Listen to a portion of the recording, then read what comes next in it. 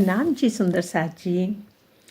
परम धाम में ब्रह्म सृष्टियाँ हमेशा ही अपने मुख से अपने इश्क को बड़ा कहती थी और उनके द्वारा कही हुई इस बात का निर्णय करने के लिए ही धामधनी ने जे माया का खेल दिखाया है।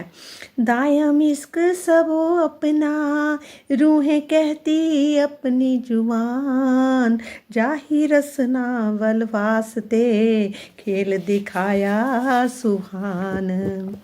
परम धाम में ब्रह्म सृष्टियाँ ना तो राज्य की स्वामित्व साहिबी के सुख को जानती थी और ना ही प्रेम के सुख को जानती थी।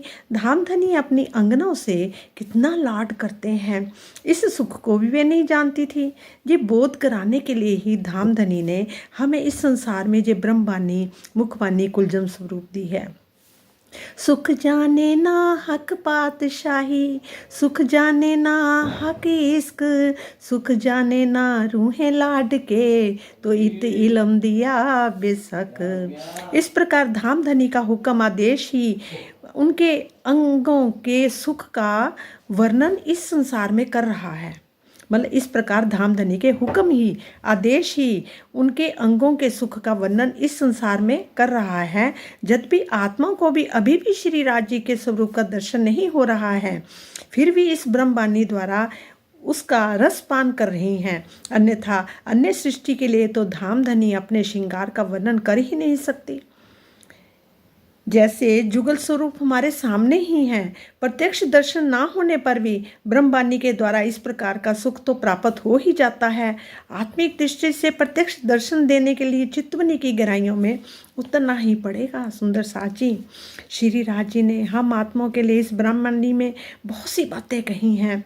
खेल समाप्त होने के पश्चात जब हम परम धाम में अपनी परात्म में जागृत होंगी, तब प्रेम के विशेष सुख का अनुभव होगा। सुंदर साथ जी हमें कहते हैं कि धामधनी की रचना के निकले हुए हुक्म आदेश से ही सब कुछ हो गया।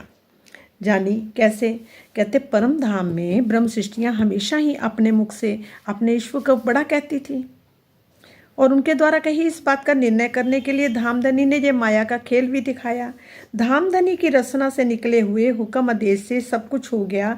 उनके आदेश ही अनेकों देश हुए। इस प्रकार धर्म ग्रंथों में जो दिखाई पड़ रहा है वह सब कुछ धामधनी ने हमारे लिए ही किया है। सुंदर साथ जी, धामधनी ने इस खेल को बनाने के लिए फिर क्या किया? अपने हृदय में जैसे ही लिया वैसे ही उनके सत अंग अक्षर ब्रह्म के अंदर सृष्टि रचना की इच्छा हुई और मूल अक्षर ब्रह्म की जो इच्छा सत्य स्वरूप में प्रकट हो गई। और फिर सत्य स्वरूप के बाद क्या हुआ? उसके पश्चात बुद्धि स्वरूप।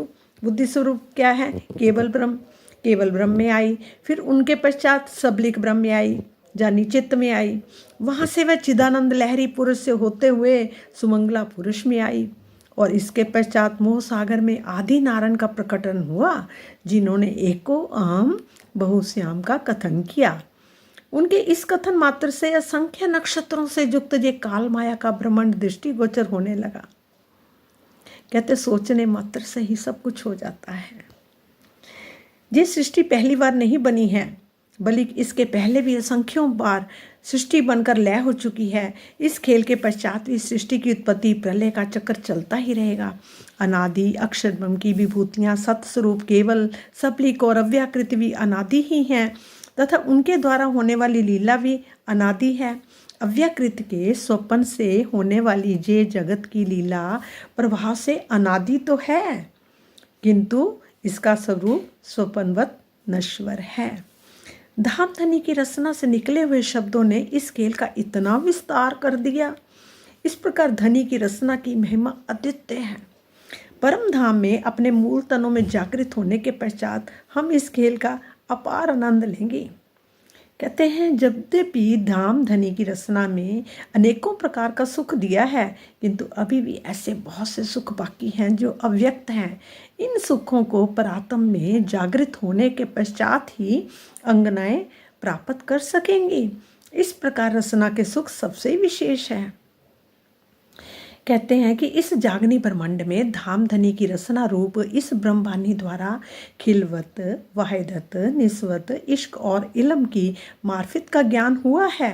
ये ज्ञान आत्मा के साथ ही परात्म को भी प्राप्त हो जाएगा। मूल तन में जागृत होने के पश्चात उस अद्वितीय आनंद की अनुभूति होनी है। मतलब अद्वितीय अनुभूति होगी जो कभी पहले नहीं हो सकी थी। यही कारण है कि धामधनी की रचना की महिमा सर्वोपरि है। श्री राज जी अपनी अंगनाओं को अपने अंगों का सुख दिखाने के लिए ये माया का खेल बनाया है। अंगना इस ब्रह्मबानी से प्रीतम के विरह लेकर उनसे मिलेंगी और फिर प्रेम का आनंद लेंगी। ब्रह्मबानी के ज्ञान से जागृत होने के पश्चात क्या होता है? हृदय में विरह पैदा होता है, जिससे जुगल स्वरूप का फिर साक्षात्कार होता है। यही आत्म जागृति है सुंदर साथ जी। इसके पश्चात आत्मा प्रीतम के प्रेम रस का निरंतर रसास्वादन करती ही रहती है और अपनी रचना के द्वारा अपने हृदय में भेद बताने के लिए धामधनी ने माया का जो खेल बनाया। इस जागनी ब्रह्मांड में धामधनी ने अपनी रचना का सुख अपनी आत्मा को दिया है। इन सुखों का वर्णन इस जीवा से वो पाना बहुत मुश्किल है। कौन कहते हैं? इंद्रावती जी।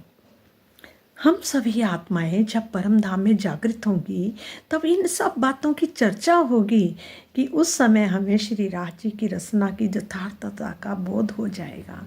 श्री राज जी की रचना के द्वारा इस ब्रह्मांड में हमें जो ये बातें मालूम हुई हैं उसकी चर्चा परम धाम में भी होगी। उस समय भी हमें धामधनी की रचना की महिमा का बोध होगा। बड़े बयान बातें कई जो हक जुआएं दिए इत बेवरा कर जाए अरस में लेती लज्जत बीच खिलवत लेसी खिल लज्जत बीच खिलवत। धामधनी की रचना ने इस ब्रह्मबानी के द्वारा हमें परम धाम की गुहितम रहस्यों वाली जो बातें बताई हैं उसका पूर्ण विवरण प्राप्त करके हम अपने मूल तनों में जागृत होंगी।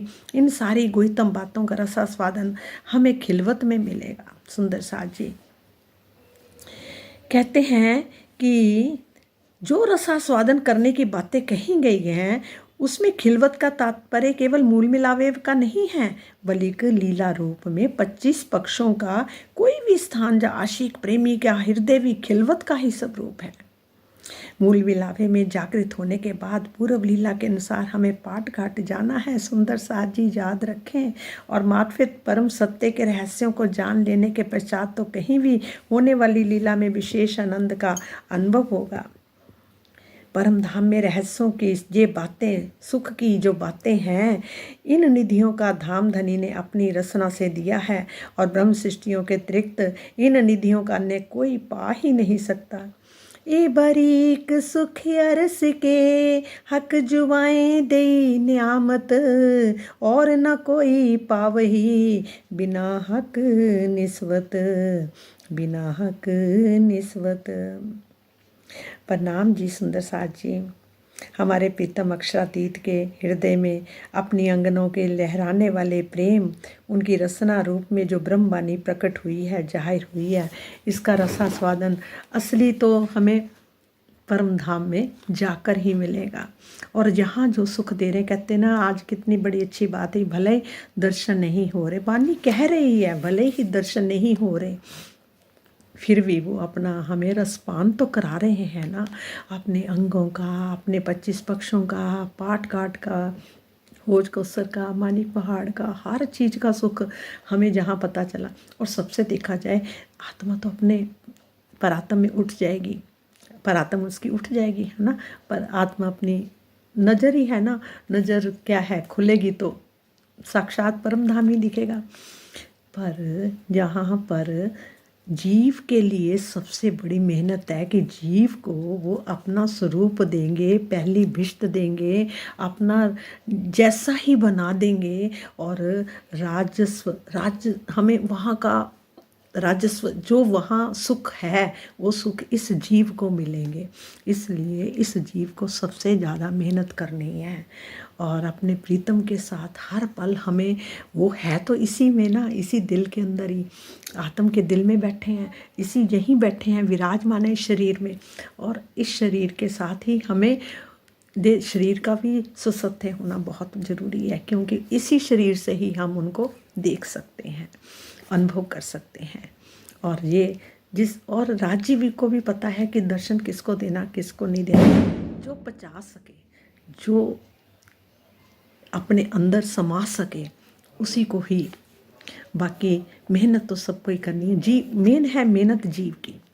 बस मैं तो इतना मैं समझती हूँ, जीव जितनी मेहनत कर लेगा उसको सबसे बड़ी बात है, उसको पूरे ब्रह्मांडों के मालिक का सुख मिलेगा। प्रणाम जी, प्रणाम।